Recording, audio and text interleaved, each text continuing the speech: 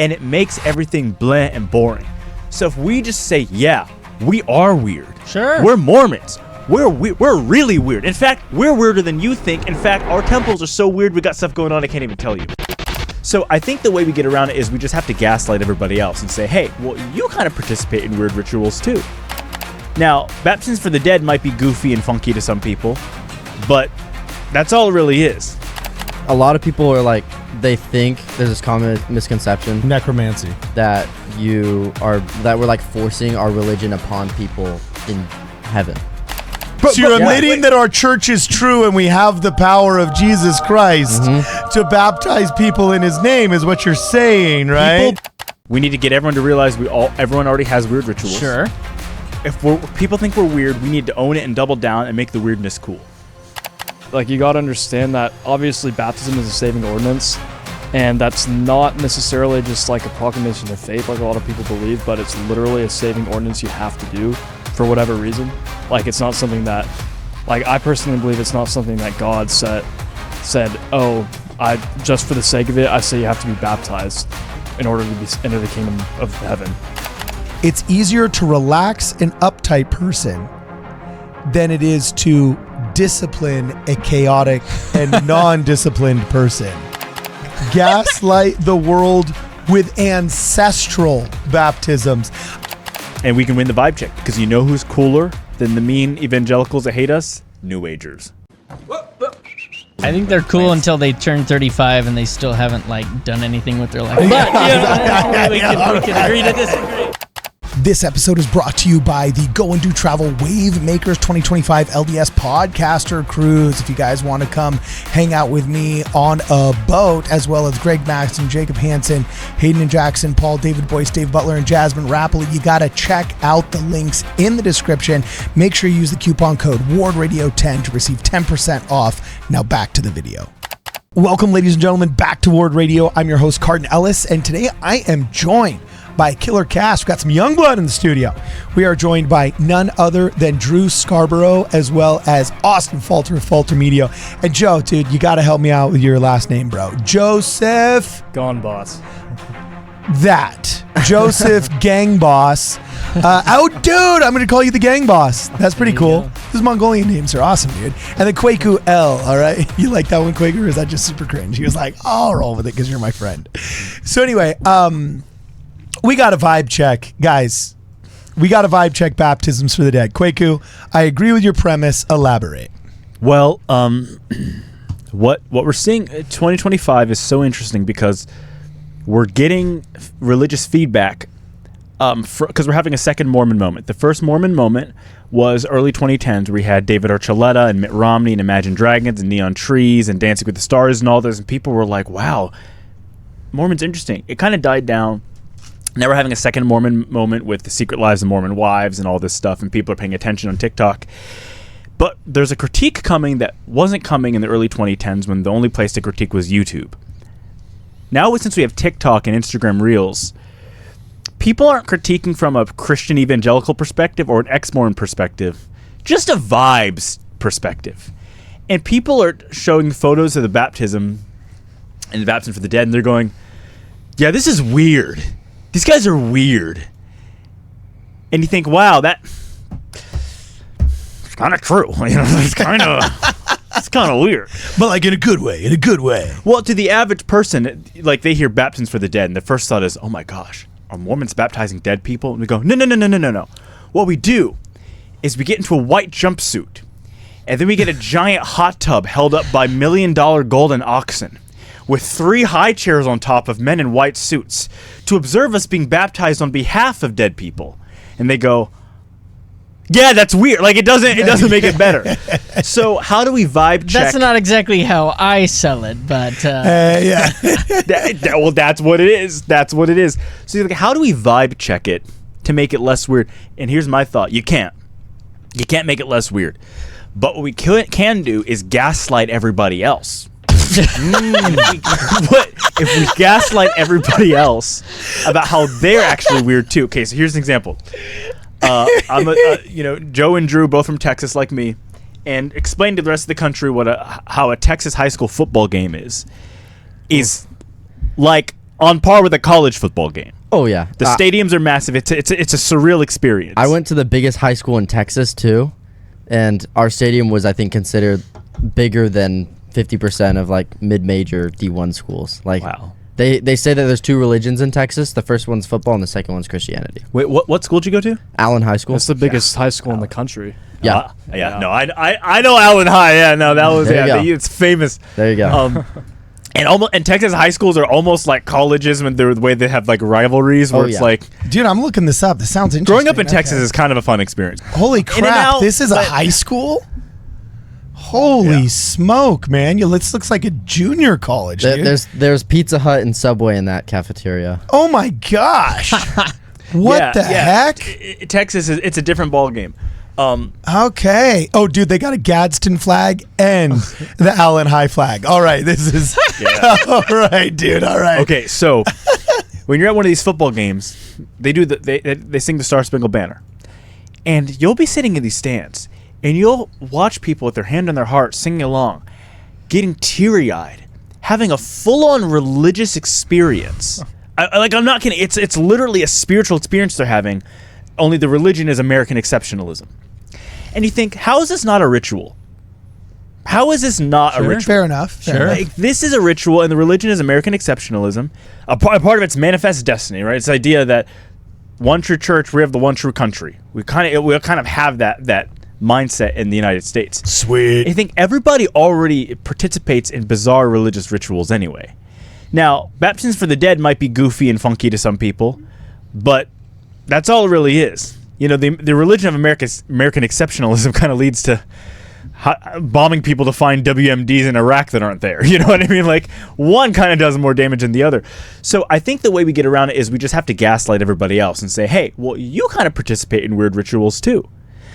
Sure, normalizing rituals, I think, is definitely helpful in understanding baptisms for the dead. Am I the only one that just thinks like a simple rebrand of the name is good? Like ancestral baptism or baptisms cool, actually. for your ancestors? Because at the end of the day, it's no different than a lot of the Southeast Asian countries that have ancestral worship. Sure. And to me, all the vibe check problems go away if we call it ancestral baptism. Yeah, no.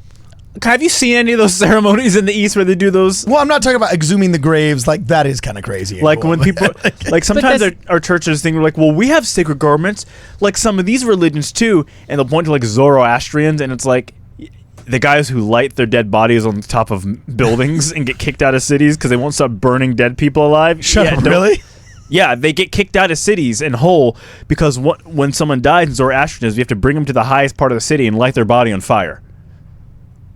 Whoa. Yeah. Okay. I don't think that'd work very well in Santa Clarita. On top of the Valencia Mall, 16 people gathered in white robes lighting a guy on fire. No. It would for be Ahura the Mazda. Superman roller coaster. Yeah, Or yeah. the Red Tower of Magic Mountain. The Red Tower of Magic The Mountain. Zoroastrian scare of Six Flags Magic Mountain. Yeah. So how do we vibe check it? I think one, we need to get everyone to realize everyone already has weird rituals. Sure. Two, we need to normalize weirdness. Right Yeah. now, America is so like the reason why our music isn't good, movies aren't that good, and we have so much media, but a lot of it's is crap. Is because everyone's trying to be too cool. The best period of music is when you have David Bowie, you got Michael Jackson, you got all these people that are not afraid to be weird. And when you're weird and you're strange and you're different and you own it, it's cool. But when everybody wants to be like the nonchalant, it's not that deep mindset that every guy wants to have because he thinks that's how you pull girls, there's too many of that. And it makes everything bland and boring. So if we just say, yeah, we are weird. Sure. We're Mormons. We're really weird. In fact, we're weirder than you think. In fact, our temples are so weird, we got stuff going on I can't even tell you. When you say it like that, people are like, well, what are you doing? You wouldn't be ready. You wouldn't be ready if I told you. Why can't I know? Bro, like, if I told you, you just, like, you're not there. You're not chosen for a reason. We gotta act like Jewish people. We're like, yeah, you're not one of the chosen. Come back if you want to convert. Come back 6 times. Do we have to be New York Jews? I like how whenever you say Jewish, yeah, you mean Brooklyn Jews, like specifically Brooklyn Jews. I think because I watched so much Judd Apatow growing up, now when I want to do like a Jewish impersonation, I'm just kind of picking one of the Adam Sandler. I can't do characters. English; they always descend into Australian. Yeah, So it's kind of like that where I think if people think we're weird, we need to own it and double down and make the weirdness cool. Okay. I just don't see as much of an issue. I think the only time there's a weird vibe about baptisms for the dead is if it's you mean ancestral baptism. Yeah, ancestral. The absolute first time they've ever heard it and they just have no context at all. And that, that's an issue with the name, maybe, sure. Or they're watching an ex-Mormon purposefully try to make it sound weird online. Austin, you're talking to a generation that thinks it's weird to text back within the hour. No, I got you, but that's the people who think it's the least weird are like the youth who go like constantly. Yeah. And they're like love going to baptisms for that. It's in the church. I'm talking about to the greater community at large. Sure. Outside of the church. No, a lot of people are like, they think there's this common misconception necromancy that we're like forcing our religion upon people in heaven. Like, yeah, sure. A guy told me that we're kidnapping people's ancestors. Yeah. Sure, and again, those are issues with people purposely. Wait, but you would have to. Wait a second. If somebody said that, I'd say, so you're admitting that we have the power. You know what I'm saying? Like, so you're admitting that our church is true and we have the power of Jesus Christ to baptize people in His name, is what you're saying, right? People silently believe in spiritual authority and power more than they realize. Sure. The reason why they're weirded out by baptism for the dead, not because we're just getting. If they didn't think there was anything to it, they're just a bunch of goofy people getting dunked in water on behalf of Jedediah McGillicuddy, who died 150 years ago. But it's because they do think there could be something to it, and they're weirded out by that. I think a lot more people are almost like polytheistic in the sense where they do think there's validity to each religion's claim, right? Sure. So like you may say I'm a Christian, but what happens when a Hindu dies? And a lot of people assume that you're going to get what you believe in when you die. There is that mindset out there. So we're the ones who come around and we say, yep, and we're going to baptize people that are already dead to give them our version in the next life. And that does actually freak people out because they're not convinced that that's nothingness, right? Sure. Yeah, I think the difference between the pulpit and the pew is something it's hard for people to understand because the pastors say one thing, but a lot of people in church don't necessarily believe what the pastor's always saying. And there is a zeitgeist. There is a large group of people that are unrepresented vocally by Christian leaders that have beliefs that don't really get out there. Right. And those are the people that really determine who's weird and who's not. Yeah, anyway, that's my solution. I think the way you vibe check, here's a vibe. A prophet of God speaking to worldwide youth and saying, your greatest responsibility is to gather scattered Israel on both sides of the veil. And just like be straight up front about it. Like, yeah, we really believe that Jesus was serious. He wants us to be baptized and we offer it as a choice. And I think when you get the opportunity to actually explain to someone baptisms for the dead, I think leaning into it is cool. And the people you're talking about in the pews who are like, oh, yeah, I've always wondered what happens to these kids in Africa because I had one crazy pastor one time who said, yeah, well. Like, when I have that conversation with my friends, they're like, oh, yeah, that makes sense. I've always wondered that. And so I say we lean into the doctrine. Well, that's not the vibe that's off. I'm saying the vibe that's off is when you get on TikTok and they show a video of the baptismal font. And like when the guy sneaks his Android phone in to film it, and then you don't pass the vibe check. So what I'm saying is that weirdness is already out there. We got to lean into the meme. Oh, yeah. Yes. It's like, yeah, we do weird stuff, but you're not ready to know about it yet. We got to talk about it more. When someone is in the CIA or an undercover cop, you're like, are you a cop or something? What are you? Yeah. And he's like, yeah, I have a certain job, but I can't tell you what I do. You go, oh, what do you do? We should be gaslighting people. We need to do a mass, there's Light the World for Christmas. We need to have Gaslight the World. Where we need to make this is good. You're onto something here. We need to do in mass and get people to think our weirdness is cool. We could do it. Here's my thought, really fast, quick question.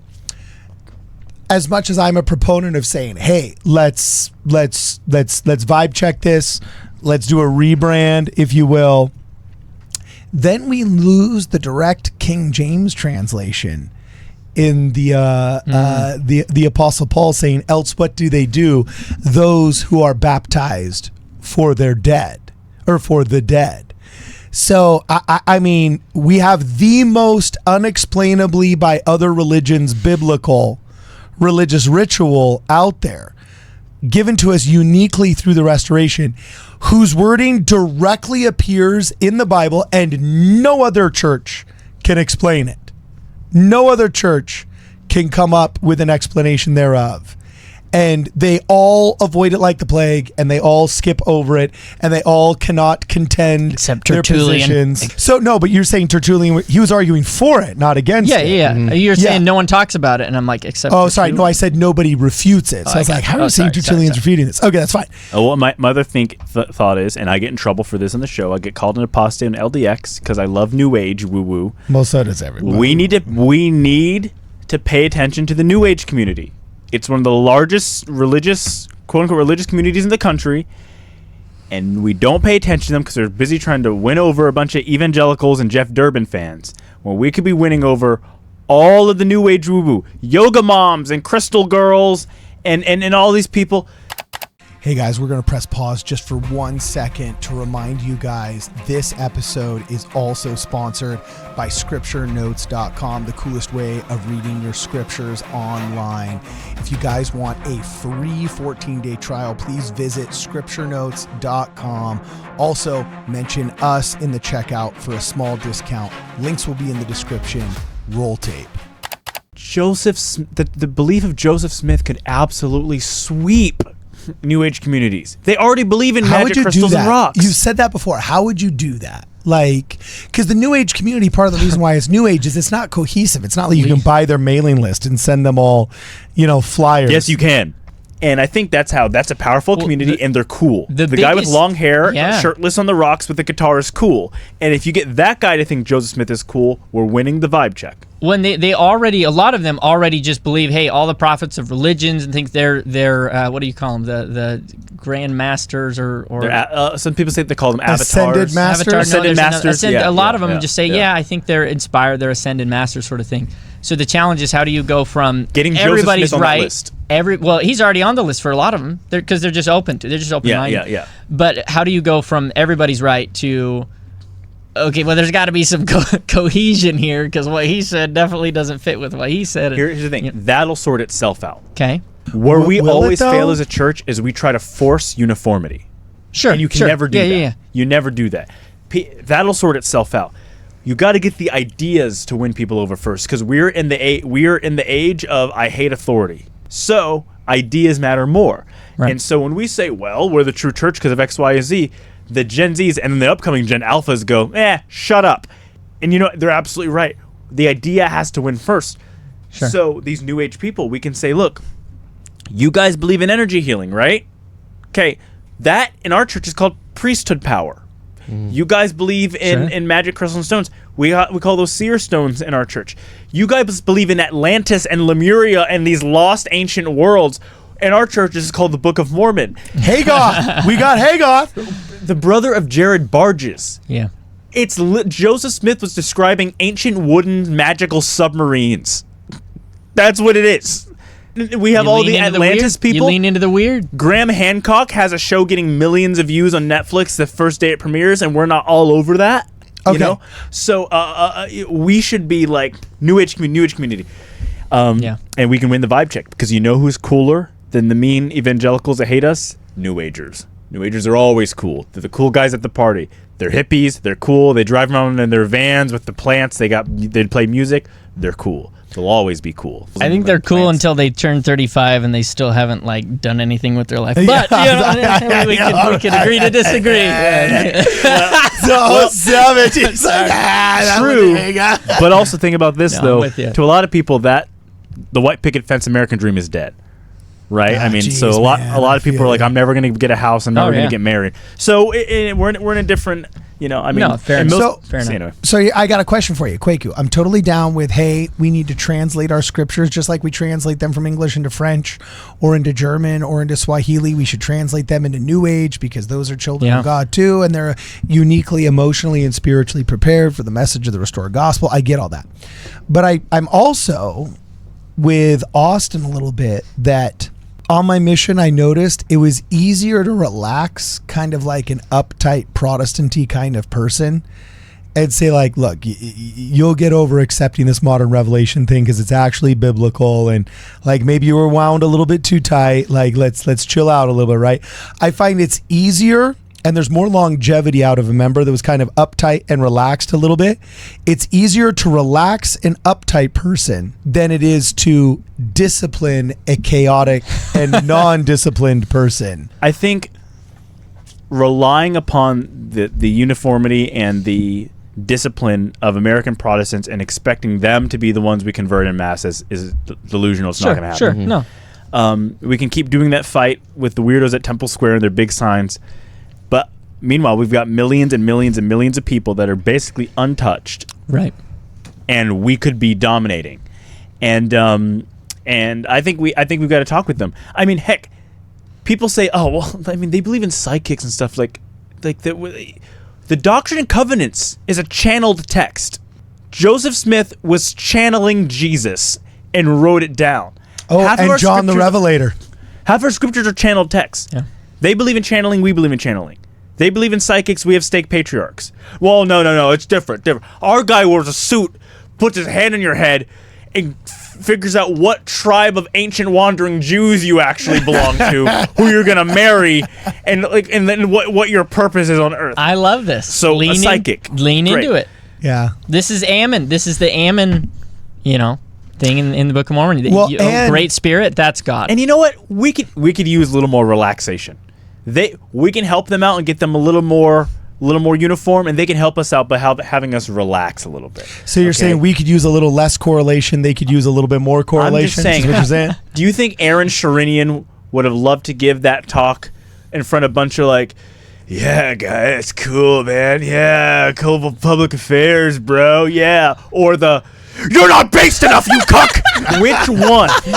Because he's currently getting called LDX people who are lunatics, or a bunch of cool dudes who might have done shrooms 5 days ago from Sedona. I'm picking those guys. You relied on extreme. Jesus to get over your flack, man. That's great. Peace be upon you, man. Peace be upon you. I love that.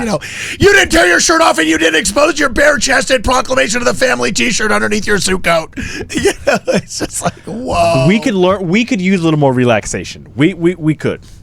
So. Okay. So then here's my question. We're working a lot with Gathering Israel. Shout out gatheringisrael.org, right? Tell the audience really fast, what's the elevator pitch of Gathering Israel Austin? Gathering Israel connects people with missionaries through online advertising and AI and all And this by crazy cool offering stuff. free copies of the Book of Mormon. Oh, yeah.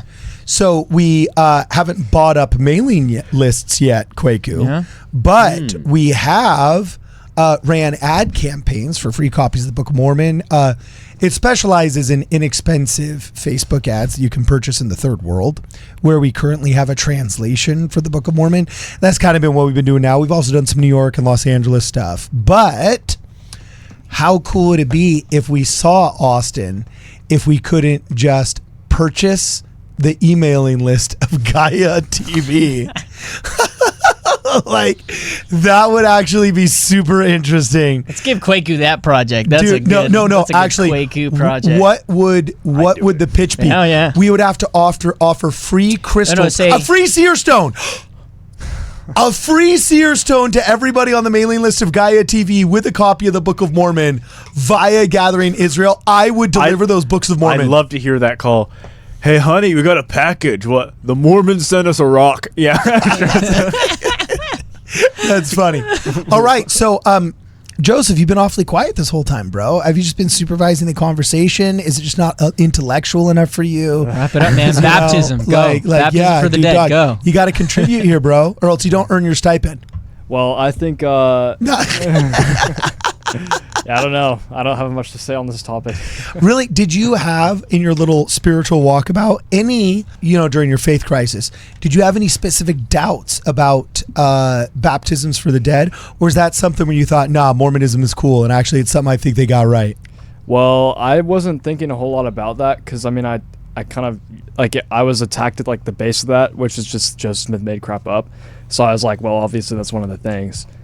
But something, like, the way I understand it now, which I think is helpful, is, like, you got to understand that, obviously, baptism is a saving ordinance, and that's not necessarily just, like, a proclamation of faith, like a lot of people believe, but it's literally a saving ordinance you have to do for whatever reason. Like, it's not something that, like, I personally believe it's not something that God said, oh, I just for the sake of it, I say you have to be baptized in order to enter the kingdom of heaven. It's like just something that has to be done, and then so it just kind of makes sense that, okay, well, it's something that obviously we have to do with our physical bodies, so we're assuming that people who have died and haven't been resurrected and whatnot can't be baptized, so we have to do it for them. And it just kind of makes enough sense to me where I'm kind of like, yeah, I guess it can be weird, but it makes enough sense, like, along with the theology of what we believe, that I really don't have a problem believing it. Okay. So you know how conservative watchdogs on LDX want to struggle session Aaron Shrinian and purity test him, asking, do you believe in the proclamation of the family? Should we start purity testing guys like you, saying, do you believe in baptisms for the dead? You know what I say? And start just making that a thing, right? Or normalizing, as is suggested by Austin and Kwaku. I pressed the wrong button right there, Kwaku. That we normalize the esoteric, which was actually my approach when I served my mission. Or I thought, like, how am I going to describe to my son, what we do in the temple when we go do baptisms of dead and stuff? The thing, when I explained it to him, I said, well, it's religious ritual, and we have kind of like a sterilized North American culture, but worldwide, everywhere people participate in religious ritual. Like Muslims go on their homage to Mecca, Catholics of all the different Texans dogmas. got some weird rituals going on. Yeah, for real. Texans go to their football games, and they cry during the Pledge of Allegiance. So it's like we've got, whether it's the American exceptionalism religion, right, or whether it's, you're the one that pointed that out. No, it's just weird when you think about it. It's like, why are you? Well, they're patriotic. I can empathize. So anyway, if we normalize the esoteric and the religiously ritualistic, then yeah, I think that's a path forward. So any last thoughts before we jam? Any last thoughts? Nothing? New Age Jesus, now with 78% less repentance. I think that's our pitch. Hey. Utah's the fraud capital of the United States. Sedona, Arizona isn't. Fraud capital? Fraud. Yeah. What's the Mount Shasta, California? Not the fraud capital. Mount Shasta? Yeah, all the New Age cities. Pretty great places. Yeah, they also barely have any people. They don't make any money. Yeah, they don't make any money and they live in vans. Do you guys not? I feel like you don't know enough about. We'll go with you. I just don't want to smell like sage, and there has to be a shower within like a 15-minute walking distance. That's my only requirement. Hey. Okay. Hey, that's how we bond. Hey, bond. A lot of you guys are dirty. On mission, sometimes you don't get to shower for 2 weeks when you're serving in Papua New Guinea. We've been there. Same thing. You know what I mean? I feel you. All right. Let's keep the conversation going in the comments below. Let us know what you guys think or where we go wrong. And as always, for this and more, please check us out at wardradio.com.